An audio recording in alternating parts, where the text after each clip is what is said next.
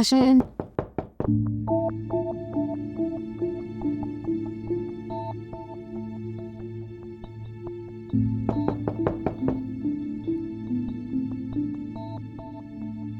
मैं देख आता हूँ।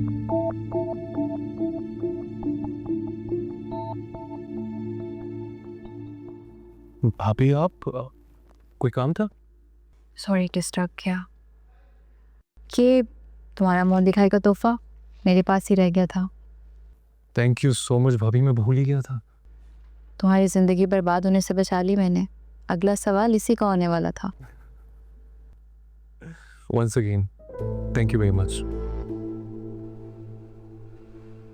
You're welcome. जाओ। हाँ, सी यू।